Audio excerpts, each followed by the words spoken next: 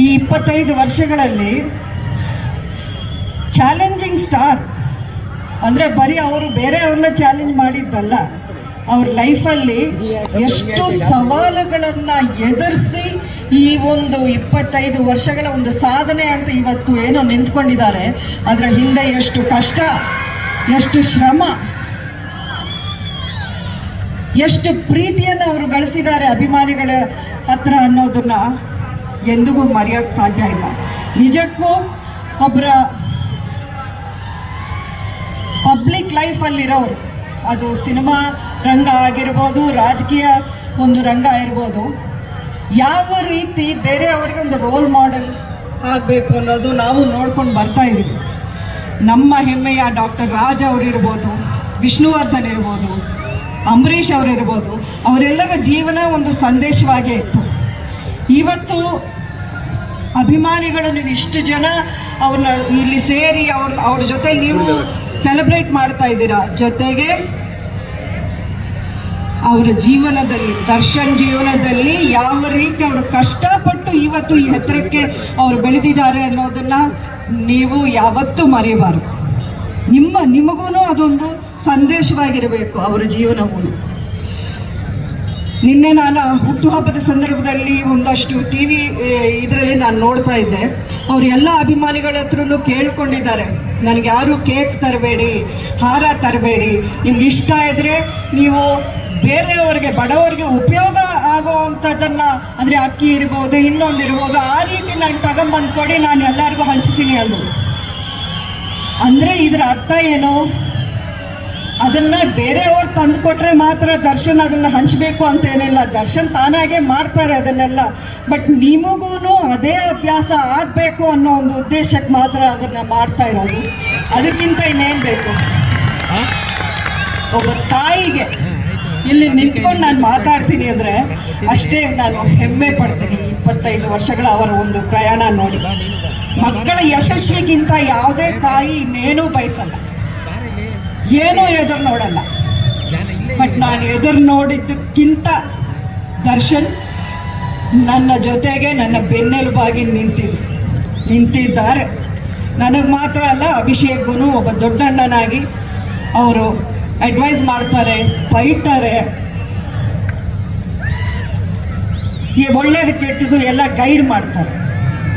ಅದಕ್ಕಿಂತ ನಾನು ದರ್ಶನ್ಗೆ ಹೇಳ್ತೀನಿ, ಅಪ್ಪ ನನಗೆ ಎಷ್ಟೋ ಧೈರ್ಯ ಇದೆ. ಇವತ್ತಿನ ದಿನ ಅಂಬರೀಷ್ ಅವರು ನಮ್ಮೊಂದಿಗೆ ಇಲ್ಲ, ಆದ್ರೂ ನೀನಿದೆಯಾ, ಅಬ್ಬಿಗೆ ನೀನಿದೆಯಾ, ಇರಬೇಕು ಅಂತ ನಾನು ಹೇಳ್ತೀನಿ. ಇನ್ನೊಂದು ವಿಷಯ ನಾನು ಎಂದೆಂದಿಗೂ ಮರೆಯಲ್ಲ. ನನ್ನ ಎಲೆಕ್ಷನ್ ಟೈಮಲ್ಲಿ ನನ್ನ ಮನಸ್ಥಿತಿ ಯಾವಾಗ ಯಾವ ರೀತಿ ಇರುತ್ತೆ ಅನ್ನೋದನ್ನು ಹೇಳೋಕೆ ಸಾಧ್ಯನೇ ಇಲ್ಲ. ನನ್ನ ಜೊತೆಯಲ್ಲಿದ್ದವರು, ನನ್ನ ಹತ್ರ ಇರೋವ್ರಿಗೆ ಮಾತ್ರ ಅದು ಗೊತ್ತಿತ್ತು.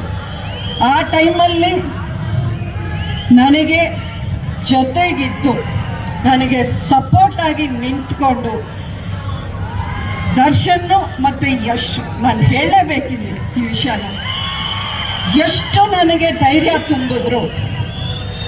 ಬರೀ ಬಂದು ಯಾವುದೋ ಒಂದು ದಿನ ಇಲ್ಲಿ ಬಂದು ಭಾಷಣ ಮಾಡಿ ಹೋಗಿತ್ತಲ್ಲ, 15-20 ದಿವಸಗಳು ನನ್ನ ಜೊತೆಯಲ್ಲಿದ್ದು ನನಗಿಂತ ಅವ್ರು ಜಾಸ್ತಿ ಶ್ರಮಪಟ್ಟು ಆ ಬಿಸಿಲಲ್ಲಿ, ಆ ಧೂಳಲ್ಲಿ, ಆ ಜನರ ಮಧ್ಯೆ ಅವ್ರು ಕಷ್ಟಪಟ್ಟು ನನಗೋಸ್ಕರ ನಿಂತಿದ್ರು. ಆ ಪ್ರೀತಿ ಇದೆಯಲ್ಲ, ಅವರೇ ನನಗೆ ಏನಾದರೂ ಮಾಡಬೇಕು ಅಂತ ಏನಿರಲಿಲ್ಲ.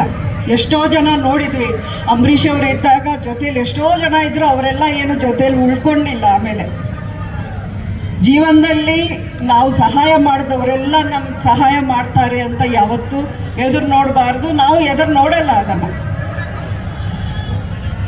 ಆದರೆ ನಡೆದು ಬಂದ ದಾರಿಯನ್ನು ನಾವು ಮರೆಯಬಾರದು. ಅದು ಮನುಷ್ಯರ ಲಕ್ಷಣ, ಮನುಷ್ಯತ್ವದ ಗುಣ. ಅದು ಆ ಗುಣ ದರ್ಶನಲ್ಲಿದೆ. ಅದನ್ನು ನಾನು ಎಂದಿಗೂ ಮರೆಯಲ್ಲ. ಅದೇ ಆಶೀರ್ವಾದ ದರ್ಶನ್ಗೆ ಇವತ್ತಿನ ದಿನ ಮಾಡಿರೋ ಒಳ್ಳೆ ಕೆಲಸಗಳು ನೋಡಿ. ರಾಜಕಾರಣ, ಅಧಿಕಾರ ಅಥವಾ ಸಿನಿಮಾ ರಂಗದಲ್ಲಿ ಯಶಸ್ವಿ ಹೆಸರು ಎಲ್ಲ ಬರುತ್ತೆ, ಅದು ಯಾವುದು ಶಾಶ್ವತ ಅಲ್ಲ. ಅಲ್ಲಿ ಇದ್ದಾಗ ನಾವು ಯಾವ ರೀತಿ ನಡ್ಕೊಂಡಿರ್ತೀವಿ, ಯಾವ ರೀತಿ ನಾವು ಒಳ್ಳೆ ಹೆಸರನ್ನು ಸಂಪಾದನೆ ಮಾಡ್ತೀವಿ ಅನ್ನೋದು ತುಂಬ ಮುಖ್ಯ ಆಗುತ್ತೆ. ಈ ಒಂದು ಸಮಾರಂಭ ನೋಡಿ ಎಷ್ಟು ಚೆನ್ನಾಗಿ ನಮ್ಮ ಸಚ್ಚಿದಾನಂದ್ ಅರೇಂಜ್ ಮಾಡಿರೋದು. ತುಂಬ ಖುಷಿ ಆಗತ್ತೆ.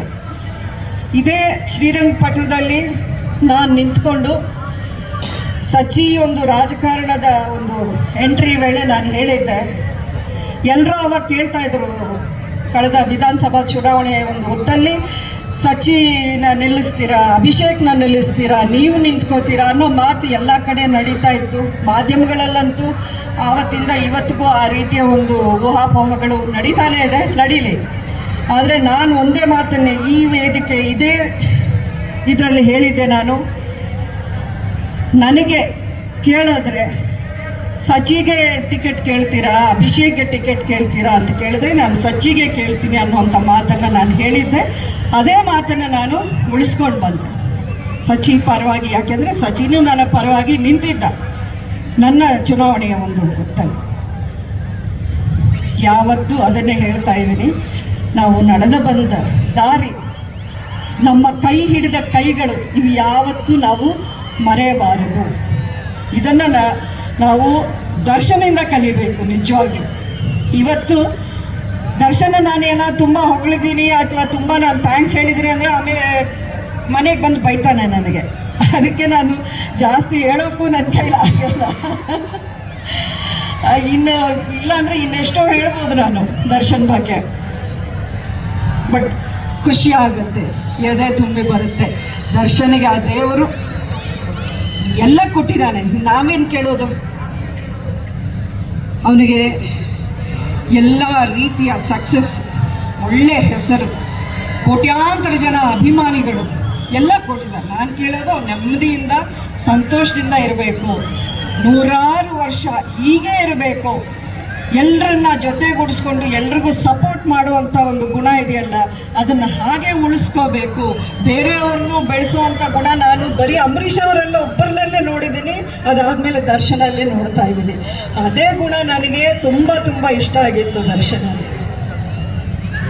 ಇದೇ ಇನ್ನು ಅದೇ ಹೇಳ್ಕೊಂಡಾದರೆ ದರ್ಶನ್ ಬಗ್ಗೆ ನಾನು ಇಡೀ ರಾತ್ರಿ ಹೇಳ್ಬೋದು, ಆದರೆ ಬೇಡ, ಎಲ್ರಿಗೂ ಮಾತಾಡೋ ಒಂದು ಅವಕಾಶ ಇರಲಿ. ಯಾವತ್ತೂ ಒಳ್ಳೆಯದನ್ನು ಮಾಡೋರಿಗೆ ಭಗವಂತ ಒಳ್ಳೆಯದನ್ನೇ ಕೊಡ್ತಾನೆ ಅನ್ನೋ ಮಾತನ್ನು ನಾನು ತುಂಬ ದೃಢವಾಗಿ ನಂಬಿದ್ದೀನಿ. ನನ್ನ ಸುತ್ತಲೂ ಎಲ್ಲ ಒಳ್ಳೆಯವರೇ ಇದ್ದಾರೆ, ಅದನ್ನು ನಾನು ನಂಬಿದ್ದೀನಿ. ಆ ದೇವರ ಒಂದು ಆಶೀರ್ವಾದ ಇದೆ. ಅಂಬರೀಷ್ ಅವರಿದ್ದಾರೆ ಇಲ್ಲಿ, ನನ್ನ ಹಿಂದೆ ನನ್ನ ಮಕ್ಕಳಿದ್ದಾರೆ, ಅಷ್ಟೇ, ಇನ್ನೇನೂ ಬೇಡ.